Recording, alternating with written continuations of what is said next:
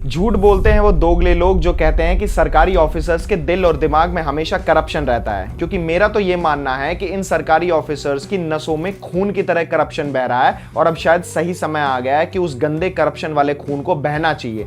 क्योंकि हाल ही में एक नई किताबों से भरा हुआ ट्रक जो कि 1st क्लास से 5th क्लास के बच्चे की किताबें थी, जो कि निःशुल्क बांटी जानी थी यूपी के बहारिच एरिया में, उसको रद्दी के भाव बेचा गया। मैं आप लोगों को बता दूं, 4 रुपए किलो के भाव से वो किताबें बेची गई। ये औकात है हमारे देश में बच्चों के भविष्य की। और अब यहां पर कुछ बुद्धिजीव आएंगे और वो बोलेंगे कि इसके लिए योगी जी रिस्पॉन्सिबल है, पर उनमें से कोई एक व्यक्ति भी ये चीज एडमिट नहीं करेगा कि ये वो योगी सरकार ही है जिन्होंने निःशुल्क किताबें उन बच्चों के लिए शुरू करवाई थी। और फिर इसी दौरान कुछ पैसों को देखकर कुत्ते की तरह दुम हिलाने वाले सरकारी अधिकारियों की वजह से पूरी यूपी गवर्नमेंट पर सवाल खड़ा हो गया है और खुद योगी जी भी एक कटघरे में खड़े होने के लिए मजबूर हो गए हैं, क्योंकि पहले इन सरकारी अधिकारियों ने 10 से 20 रुपए में पब्लिशर से ये किताबें खरीदी होंगी और फिर अपना हैवी मार्जिन रखकर 60 से 70 रुपए में ये किताबें सरकार को बेच दी होंगी। और जब इनसे भी इनका पेट नहीं भरा तो इन्होंने 4 रुपए किलो के हिसाब से रद्दी में ये किताबें बेच दी।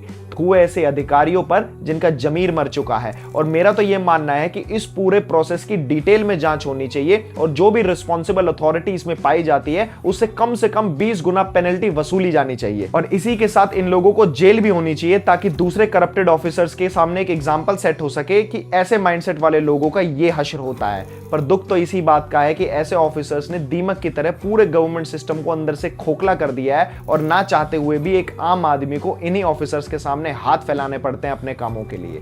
हर हर महादेव।